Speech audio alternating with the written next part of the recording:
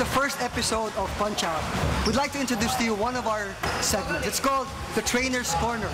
And in this segment, we will try to break down the basics and fundamentals of the sport. So when you go into boxing, or at least when you're watching, you understand that there is a science to boxing. Here with me is Manny Mansad, one of our trainers at Punch Out Boxing Club. He is an existing professional fighter, and he will be helping us explain to you guys the first thing that you need to know in boxing, which is the boxer stance. Manny? So, turo mo sa akin, Manny, kung ano yung ano yung tindig na isang boxer, ano yung tamang tindig? Ano po yan, sir? Yung tamang tindig natin, sir. Ito nakaharap dito. So malambot lang, okay? Tapos lagi yung paa sa likod, tama ito. Yung paa sa likod, tama lang. Okay? So pantay, this is to get your balance. The distance between your feet have to be at least just a little over the distance between your shoulders para meron kang balanse. So kailangan malambot. Malambot, tapos beben. First, pag-jab. Ito yung tindig ng paa natin, ganyan. Pag-jab, kailangan beben siya, ganun.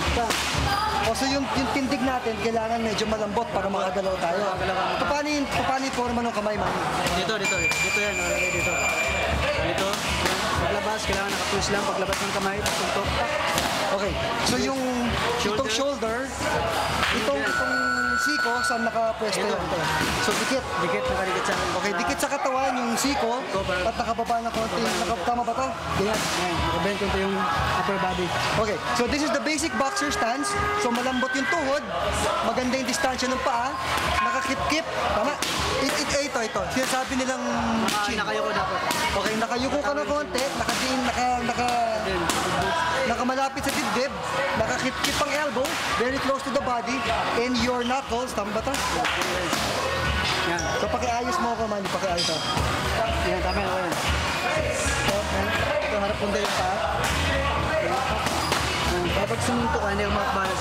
Okay. Ikaw umigot ng pagkain para din sila. Okay. The reason you have a basic boxer stance is to keep your balance and to be able to move where you want to go. So just to demonstrate, sige man, ituro mo yung movement. Wala pa munang galaw. Forward. Kung makikita nyo, nakakagalaw tayo paharap, nakakagalaw tayo palikod, at lumalayo na yung distansya natin sa kalaban natin sa konting galaw. Yung distansya ng paa natin already allows you to move away or to move forward. So yan ang basic boxer stance. Okay, this is Manny Mansad who's teaching us the basic boxer stance. So basically, just to break it down, ang sinasabi niya, pag ikaw tumindig, humarap ka sa kalaban mo, kung ikaw ay kanan, tama, no? Yung distansya ng paa mo, dapat halos konti lang ang diferensya sa distansya ng shoulders mo para may balanse ka. Kip-kip mo, ilapit mo yung chin mo sa dibdib para hindi makapasok yung suntok. So naka-crunch rin yung abs yan. Kasi nakaganyan ka, di ba? Okay. So habang ginagawa mo yan, nakataas, nakatago ang mukha, nakakip-kip yung elbow, at nakatago yung buong katawan. This now allows you to move forward and to move backward. Sige nga, Manny, pakita mo ulit.